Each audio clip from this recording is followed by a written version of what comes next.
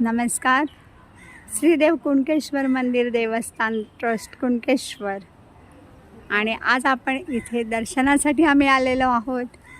आणि एवढा निवांतपणा पहिल्यांदाच मिळाल्यामुळे इथला मंदिराचा, त्यांच्या कळसाचा आणि अनेक गोष्टी आम्हाला बारकाईने मला बघता आलं.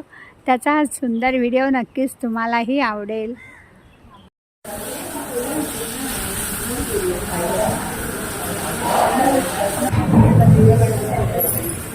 तर आम्ही आलो आहोत आता श्री क्षेत्र कुणकेश्वर येथे भगवान शंकरांचं दर्शन घ्यायला. तर आम्ही आता मस्त न्हावणकोंड धबधब्यानंतर आता बाप्पाच्या दर्शनाला आलेलो आहोत. आणि आता जरा सगळ्यांनी तिकडूनच वरती बघा. अरे वा वा वा. एकच मिनिट, एकच मिनिट. थांब थांब थांब.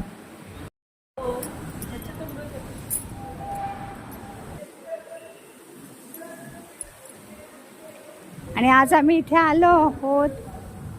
आणि इथला हा परिसर की बऱ्याचदा महाशिवरात्र किंवा श्रावण सोमवार अशाच गर्दीच्या वेळेला येणं होतं. त्यामुळे आज हा सारा परिसर शांत पाहता बाप्पाच्या सानिध्यात जवळून जाण्याचा आज योग आला. त्यामुळे खूप छान वाटत आहे.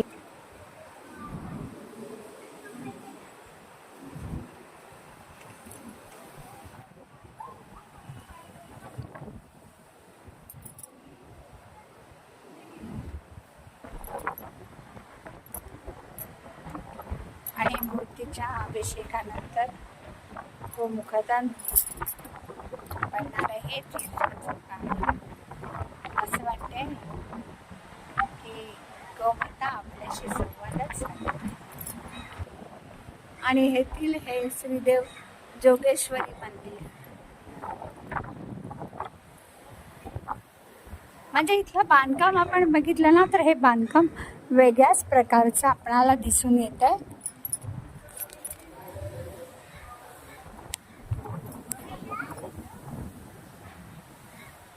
तसंच इथे आपण तुळशी वृंदावन बघितलं तर हे केवढं मोठं आहे. म्हणजे इथे उत्सवही तसेच मोठे होत असणार हा परिसर. त्यामुळे आजचं दिसणार हे आपल्याला दर्शन खूप वेगळं आहे. आणि आज ह्या माझ्या सगळ्या मैत्रिणी आहेत सोबत.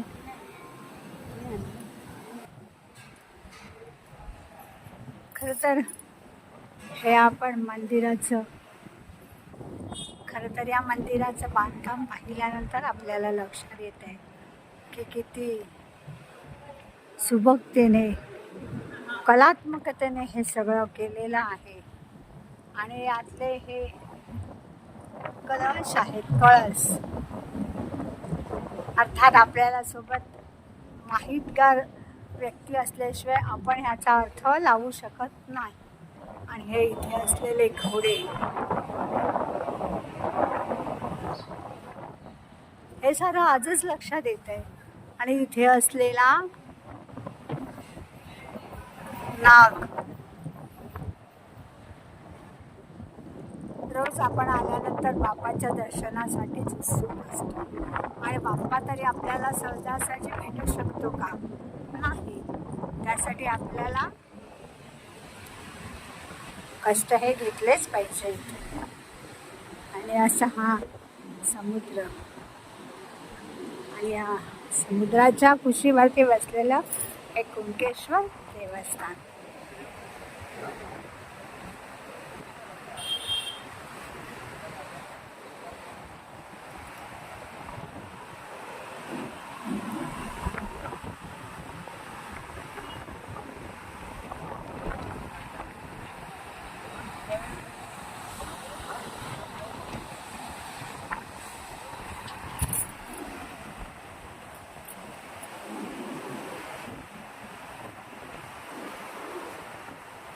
आणि हा सारा परिसर पवित्र सात्विक वातावरणाने भारावलेला.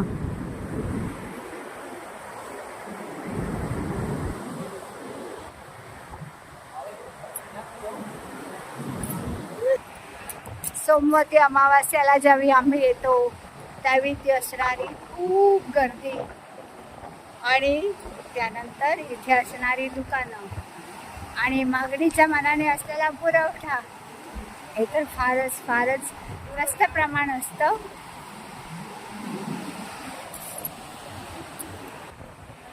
आणखी बांधकामाचं एक मला वैशिष्ट्य जाणवलं. इथे ही जी गाय आहे 1 2 3 4 5 आणि छोटं वासरू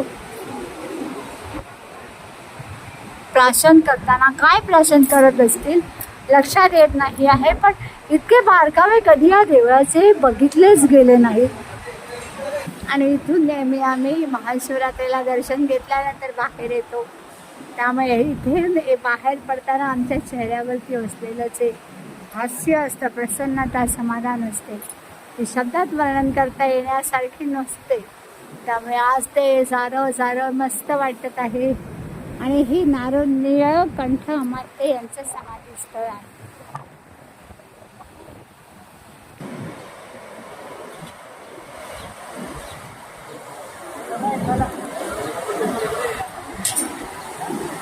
आणि इथे बोर्ड लिहिलेला आहे, समुद्रकिनारी शिवलिंग असलेल्या दगडांवरती उभे राहू नये,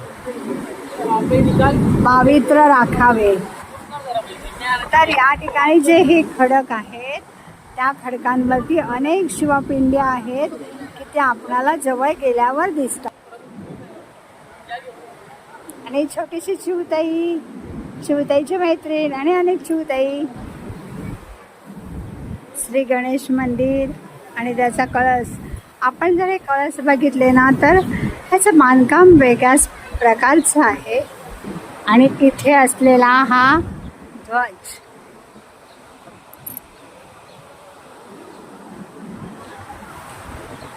आणि त्या देवळाचा कळस, प्रत्येकाचं वेगवेगळं असं वैशिष्ट्य आपल्याला दिसून येतं. आज कुणकेश्वर देवस्थान जरा अभ्यासपूर्ण रीतीने विचार करताना आणि त्याला निसर्गाच्या, समुद्राच्या आवाजाचा गोडवा साथ देताना हे सारा अभ्यास मला खूप छान वाटत आहे. आणि हे आमचे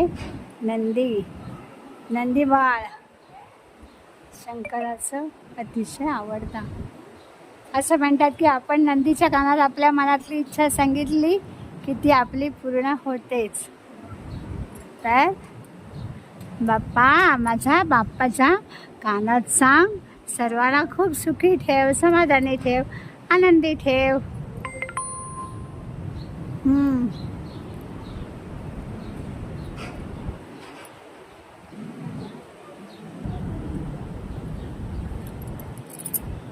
हे पण काय आहे मला माहीत नाही.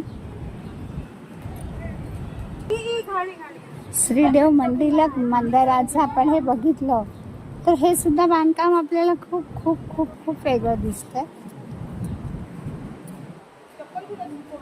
ते काय, आणि हा बाप्पाला नमस्कार. आणि हा आमचा बाप्पा गणपती मंदिर, बाप्पा नमो तुला.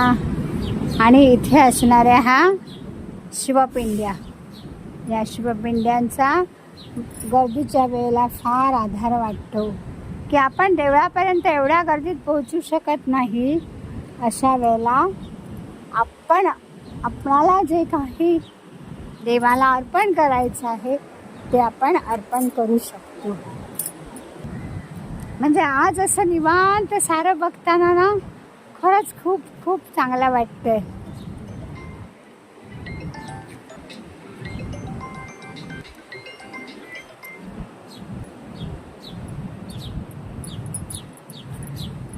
अगदी आपण हे बघितलं ना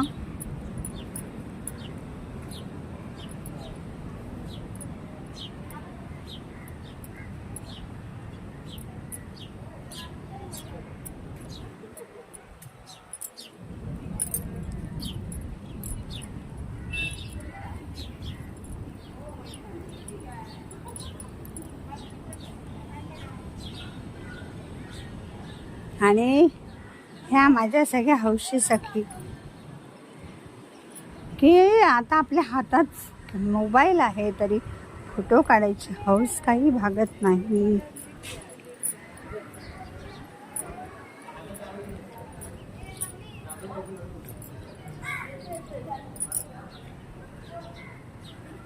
आता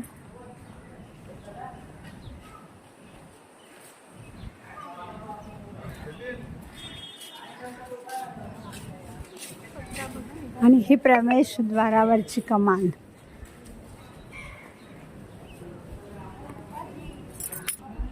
तर अशा प्रकारे आज आपण कुणकेश्वर मंदिराचं एक वेगळ्या प्रकाराने पाहणी केली, अभ्यास केला आणि बाप्पाचं दर्शनही घेतलं. बाप्पा अशीच कृपा तुझ्या सगळ्यांवरती राहू दे. ओम नमः शिवाय, ओम नमः शिवाय, ओम नमः शिवाय.